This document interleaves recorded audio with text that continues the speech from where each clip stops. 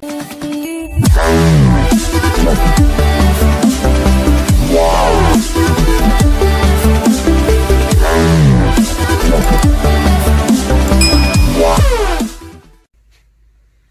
it's Daniel Perez, and we're back with another video, another technique, and some application to show you guys on how capture leaves is done the way we do it. And I know there's alternate versions, but pretty much I think most fellow Kenpoists do the technique the same. Capture leaves is a unique technique because it is dealing with a finger lock. And some of us, when we get it locked into that, or if it's by habit, we get grabbed, we want to pull back.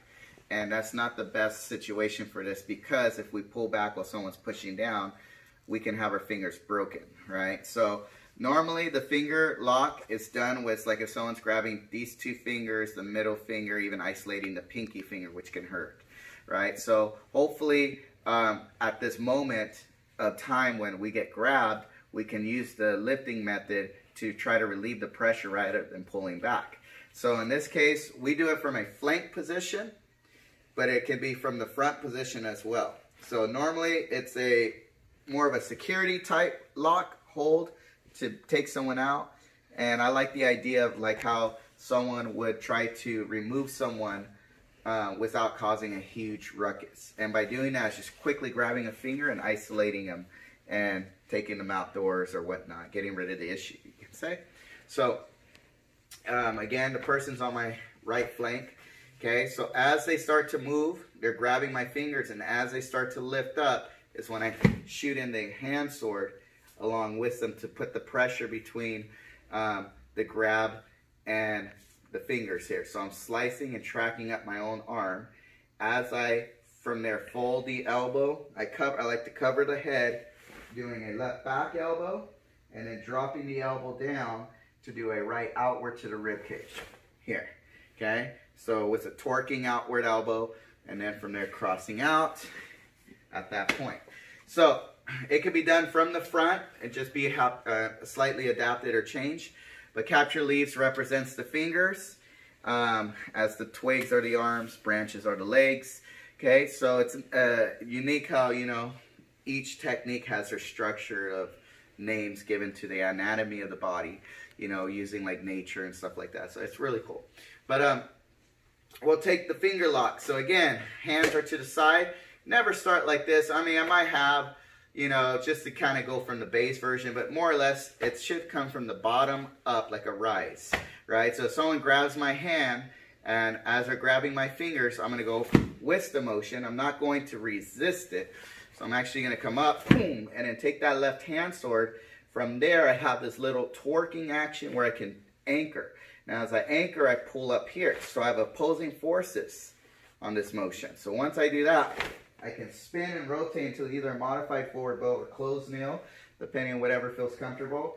And then from here, I can borrow the force as I shoot the elbow back straight here. Not circling it out, but shooting it straight here, knowing the opponent is right next to me. With a left check to protect my head, as well as I'm hitting the ribs. So the height can vary on this one, depending. If you're taller, you might want to hit the upper body, the upper back, maybe the face can be shot, or the solar plexus. Shorter person defending versus taller person, probably hitting the kidney, ribs, and then coming back hitting the ribs, possibly solar plexus, depending on where the arm or position of the attacker. So we're going to cover drills on how to get the person coordinated with this motion, and then learning how to teach a beginner student with a Weightmaster bag with the elbows. And that's what I'm going to go to right now. So I'm going to just take this basic Weightmaster bag here. And this is how I would probably start to teach them how to do it. So I would assume this is the attacker right here. So as I'm coming up, I would first just have them start like this, covering their head. Now as they do this, I'm going to have them at the same time rotate into this back elbow here, right into this shot. Okay, so it kind of builds their coordination, and it also builds timing and power using the Weightmaster. So I'm being close against something. So bam, learning how to like roll, and using like a rolling check in a way, because you're maintaining that contact on the body.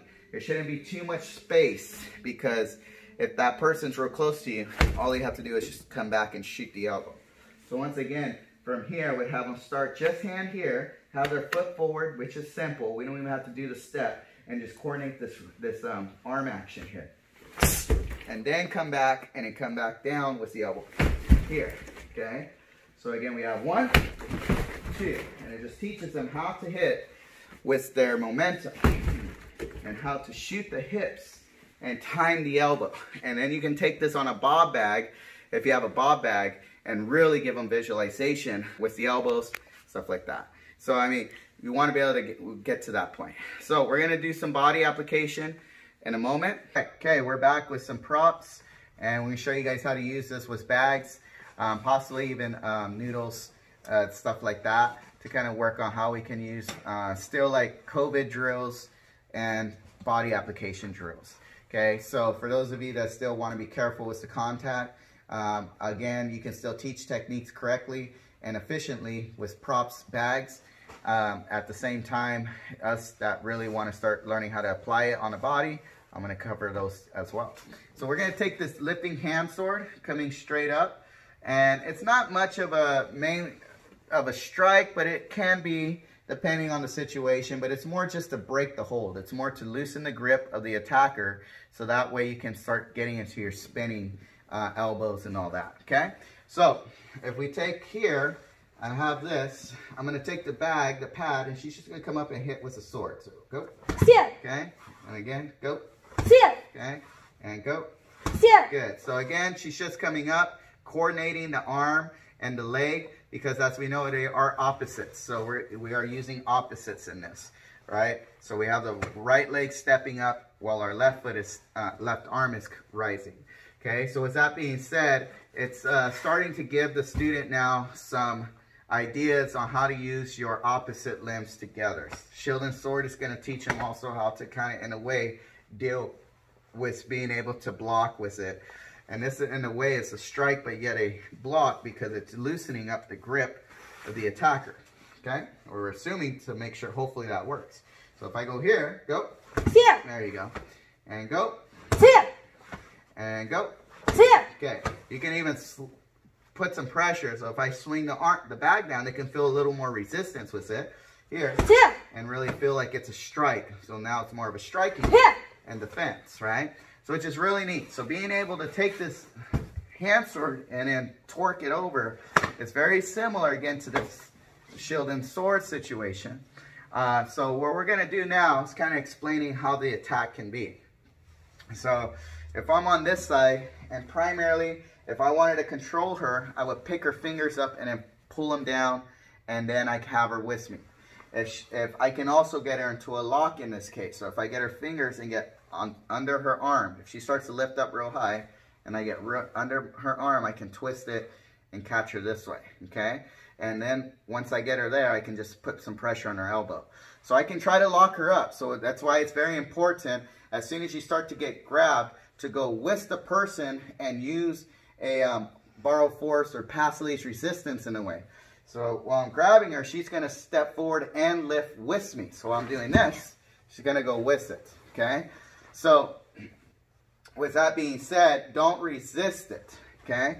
So I have her grab me real quick. Yes, so when she grabs me and I pull back like this, I'm going to break my own fingers, okay? So when she starts to lift, I lift with it, okay? I lift with the sword and I lift with the fingers, because I will not allow that resistance to occur, because I can't afford to have my fingers busted, right?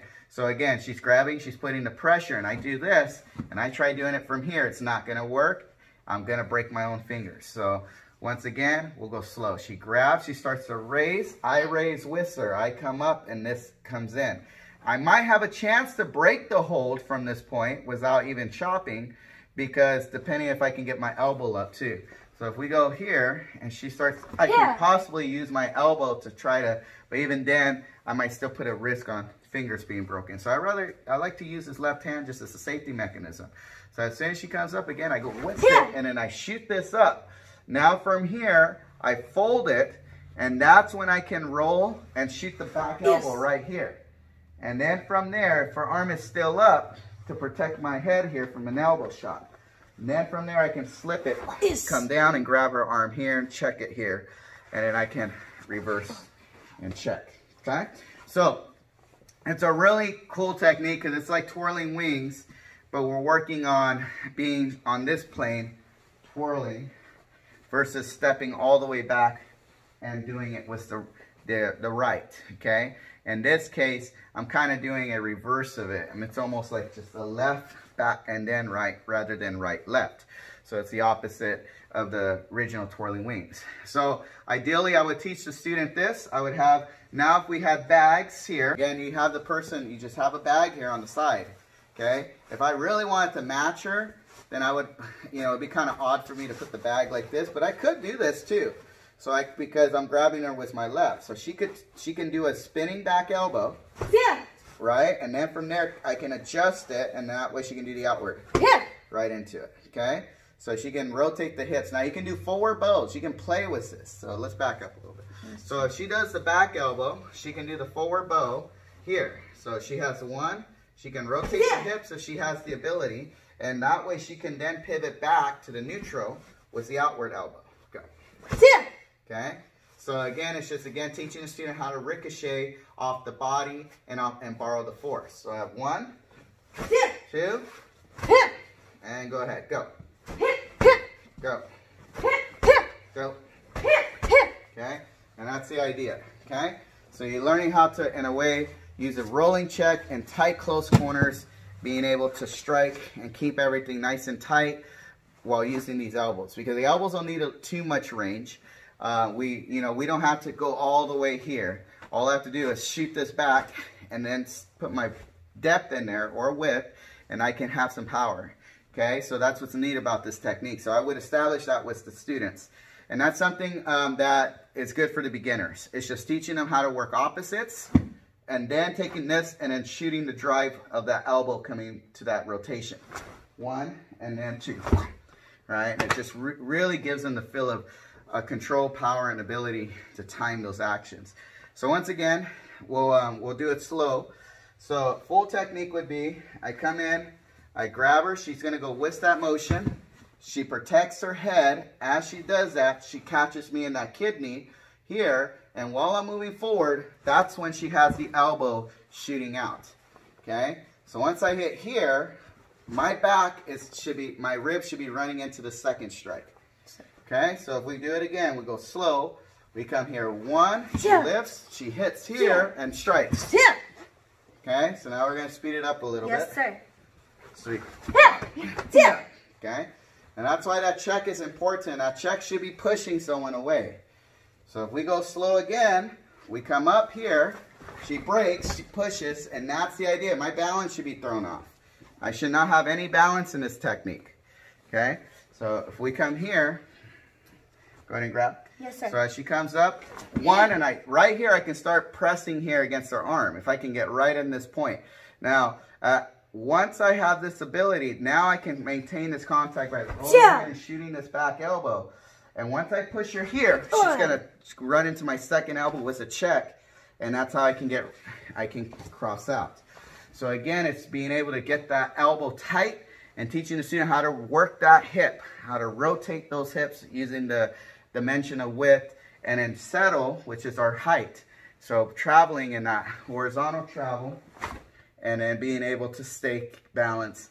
And you can play with the stances. Some of us like the reverse bow, some of us like the forward bow. I mean, if I had this one here, I could do a reverse bow, and then I can come back and do a forward bow.